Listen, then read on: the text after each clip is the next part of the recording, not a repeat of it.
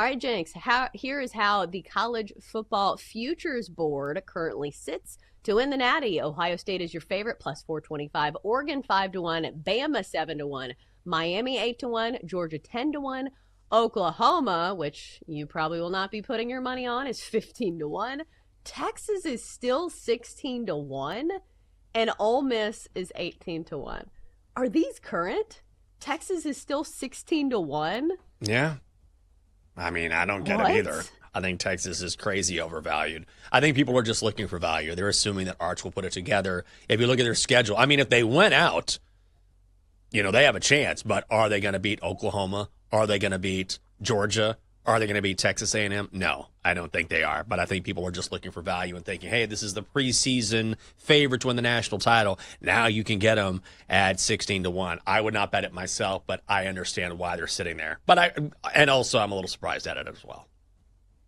Yeah, I think if it was just an Arch Manning problem, then maybe you could overlook that and say, hey, he's going to get better. But I've been surprised at some of the other problems that Texas has had.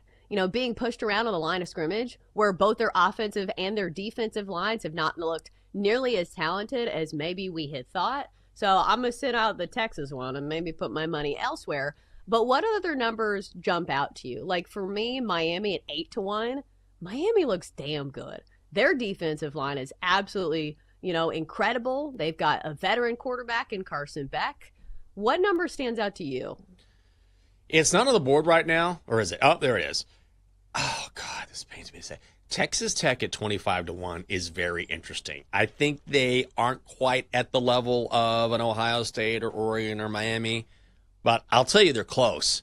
And if you look at the money that they're spending money in the college portal is kind of a dangerous game. You never know how it's going to work out. Ask Texas A&M. They did this, in the final year of Jimbo Fisher, and you had a bunch of guys making a ton of money, and there were a bunch of mercenaries, but they never really came together as a team.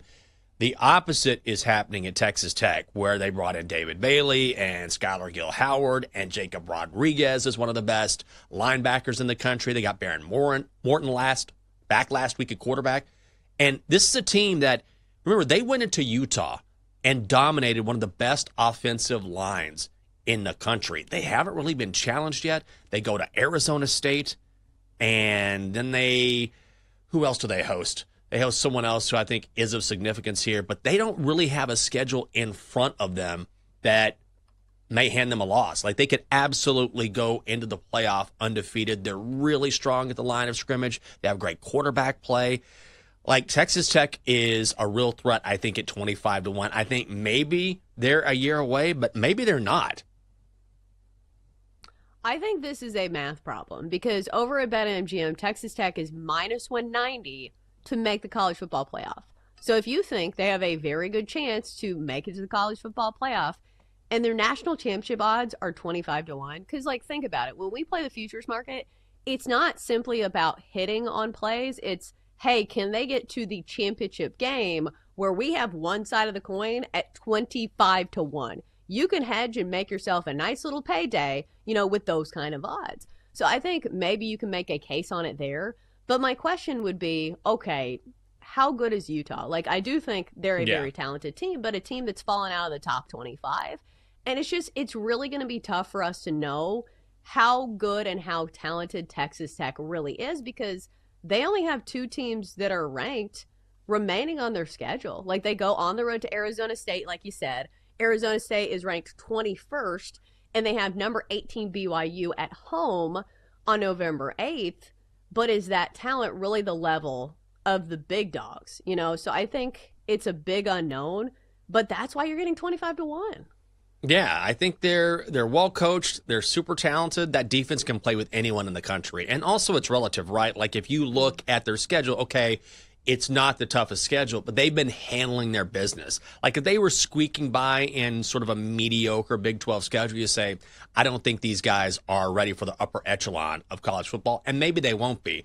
But I think last week they had, Houston? And Houston is a decent outfit, and they just dominated the Cougars from the outset. It wasn't close. So I also think when you have a team that has nothing to lose and has zero expectations, it also means they can surprise you as well. Like Texas sort of felt the weight of those expectations. Penn State has felt the weight of those expectations. Texas Tech is a team that people are sort of talking about, but if you're actually discussing the national title, people aren't worried about Texas Tech, which means they can just play with their hair on fire and not worry about expectations and try and shock the world.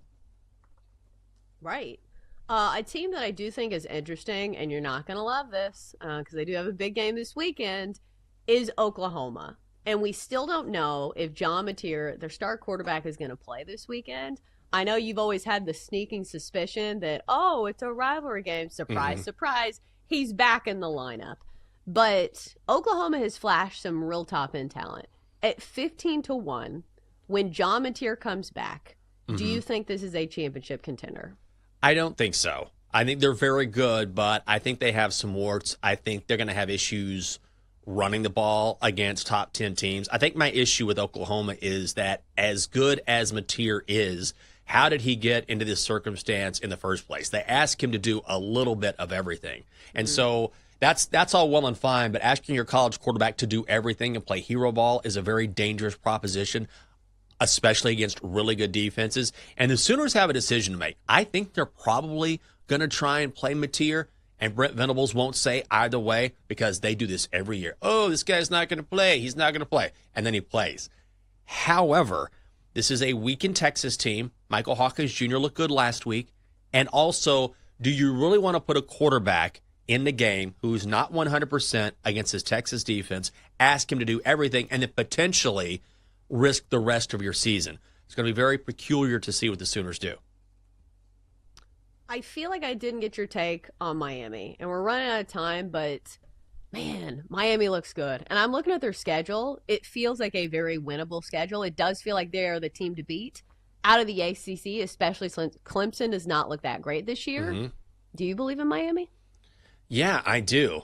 Although I will say in a big spot, wouldn't it be like Mario Cristobal to make some sort of decision where you're like, oh my God, did you just cost this team the game?